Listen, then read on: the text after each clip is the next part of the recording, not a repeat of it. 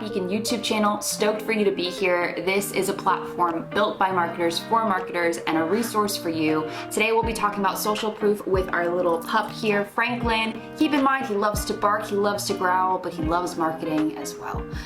Social proof is the concept that if more people like and comment on one post or an ad and you see it, you're more likely to buy from them because it's more validated, it's legitimized, that it's a real product that other people have bought into, so it's a lot less of a friction point for you to buy it.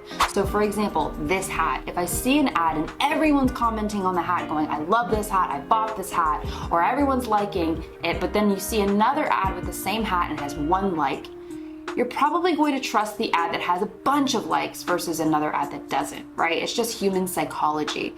In theory, that sounds really great, but how do we actually apply it, and is it right for you? How we go about doing that is a little bit complicated. So we'll talk about why some advertisers use social proof and why some advertisers don't. If you want to do social proof, there's going to be a lot more maintenance behind doing it, and you have to be very careful about how you optimize and how you edit. And you also know that you need to test your ads against a bunch of different audiences to see what audience responds well to that.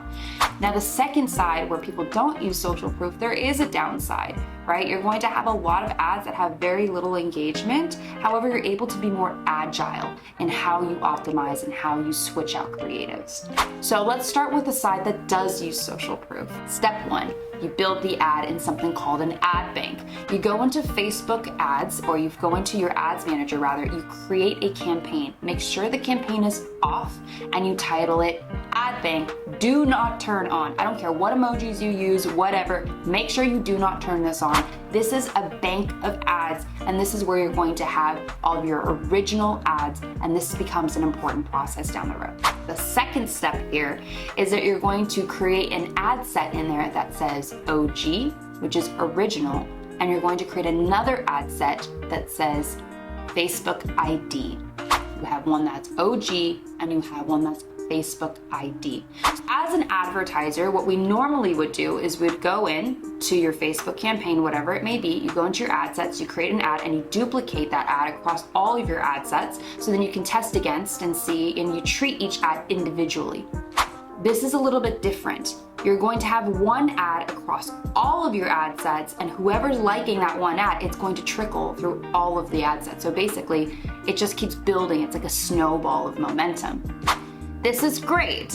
However, it gets complicated, and I'll explain why. You have your ad bank campaign, you have an ad set that says OG, and you have an ad set that says Facebook ID. So you create the ad in OG, you publish it, and then you go into the little section where it says Facebook or get the link or show on Facebook feed.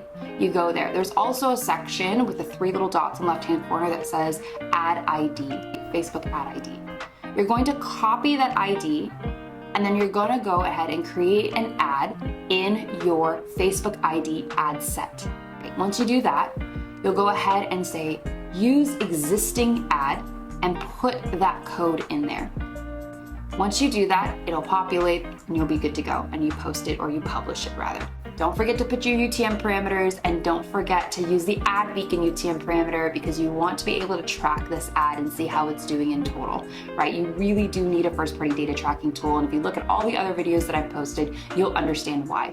The complication, it gets messy very quick. If you are an advertiser who switches out URLs all the time, or maybe your offer changes, or maybe your client goes, I didn't like this one thing, you're going to have to edit the OG, the original ad, and that change might actually create a new Facebook ad ID. And then you're gonna have to make sure that that translates over to the copy in your Facebook ad ID campaign, or ad set rather, and then it might switch over to all of your others.